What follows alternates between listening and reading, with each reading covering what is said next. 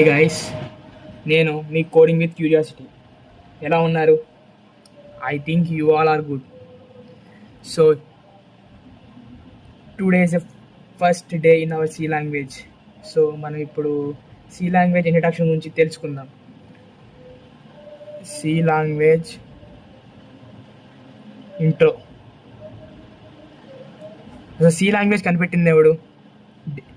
ఆడు పేరే Dennis Ritchie. వీడే సి లాంగ్వేజ్ని 1972లో బెల్ ల్యాబొరేటరీస్ అనే చోట కనిపెట్టాడు. ఎక్కడ? Bell laboratories.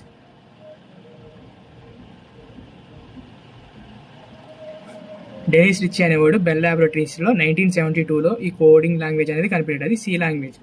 అసలు మనం ప్రోగ్రామింగ్ లాంగ్వేజ్ ఎందుకు నేర్చుకోవాలి? అసలు దానివల్ల ఉపయోగాలు ఏంటి నేను చెప్తాను ఇప్పుడు. ఎందుకంటే ఫర్ ఎగ్జాంపుల్ మన ఫ్రెండ్స్ ఉన్నారు. మన ఫ్రెండ్స్తో మాట్లాడాలంటే పర్టికులర్ ఒక లాంగ్వేజ్లో మాట్లాడతాం. పర్టికులర్ లాంగ్వేజ్ అంటే తెలుగు కానీ, ఇంగ్లీష్ కానీ, హిందీ కానీ, ఈ 3 లాంగ్వేజ్ మనం మెయిన్గా ప్రిఫర్ అవుతాం. అసలు ఒకవేళ మనం కంప్యూటర్తో మాట్లాడాలనుకో ఎలా మాట్లాడతాం? దానికి మాట్లాడతాకే ఈ సి కానీ, C++ కానీ, జావా కానీ, పైథాను, ఇలాంటి లాంగ్వేజెస్ కొన్ని ఉన్నాయి. వాటిని మనం ఎక్కువగా ప్రిఫర్ చేస్తాం. అది కూడా ఎందుకంటే ఇప్పుడు ఈ సి లాంగ్వేజ్ కూడా మనం చెప్పే మాట ఏమైనా అర్థమైద్దా? అర్థం అవ్వదు కదా. రాసే కోడింగ్ కూడా అర్థం అవ్వదు.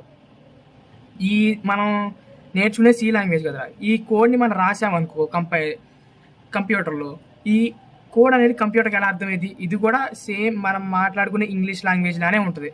బట్ ఎలా అర్థమైంది చెప్పండి? సో దానికే మనం కంపైలర్ అని ఉంటుంది. ఈ కంపైలర్ వర్క్ ఏంటంటే మనం రాసిన కోడ్ ఉంటుంది కదా, ఆ కోడ్ని బైనరీ ఫామ్లోకి మార్చిద్ది. అంటే ఏంటి బైనరీ ఫామ్ అంటే? 0 1 0 1 1 0. These are the binary form. అంటే ఒక కోడ్ అనేది ఇప్పుడు ఏంటంటే #include అని ఉంది. include stdio.h. దీన్ని ఇలా 100 100 అని బైనరీ డిజిట్స్లోకి మార్చిద్ది. మార్చాక ఈ కంపైలర్నే ఎందుకు వాడాలి మనం అంటే, ఇలా మార్చడాన్ని కంపైలర్లో మనం ఏమంటామంటే కంపైలర్ కన్వర్ట్ అంటే ఒక ఎలా చెప్పాలి, ఇప్పుడు సోర్స్ ఫైల్ ఉంది. సోర్స్ ఫైల్ ఉంది. ఈ సోర్స్ ఫైల్ని మెషిన్ లాంగ్వేజ్ అంటే కంప్యూటర్కి సోర్స్ ఫైల్ ఇస్తాం. ఈ సోర్స్ ఫైల్ మెషిన్ లెవెల్ లాంగ్వేజ్లో కన్వర్ట్ అయ్యింది. మెషిన్ లెవెల్ లాంగ్వేజ్ అంటే ఇదే బైనరీ లాంగ్వేజ్. దట్స్ 0 1 1 0 1. ఈ ఫామ్లో కన్వర్ట్ అయ్యింది. అది కాదు, ఈ కంపైలర్ ఏంటంటే ఈ సి అనేది ఈ కంపైలర్ ఏం చేస్తుందంటే, ఈ కంపైలర్ ఉంది, ఇప్పుడు మనం కోడ్ రాస్తాం, దాంట్లో ఎర్రర్స్ ఉంటాయి. ఈ ఎర్రర్స్ అన్నీ కంపైలరు అంటే ఒక పర్టికులర్ ప్లేస్లో ఉంచుద్ది. కంపైలర్స్ అంటే మనకు తెలియడానికి మనం ఎక్కడెక్కడ ఎర్రర్ చేసాం అన్నీ మిక్స్ చేసి ఒక ప్లేస్లో పెడుతుంది. దానివల్ల మనం కంపైలర్ యూస్ చేస్తాం. So this is for today.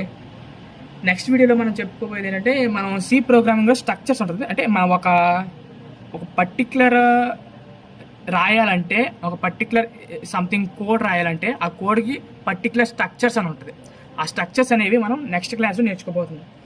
So this is for today. Thank you guys. నేను చెప్పినది మీకు అర్థమైతే so please consider me. So thank you guys. See you tomorrow. Bye.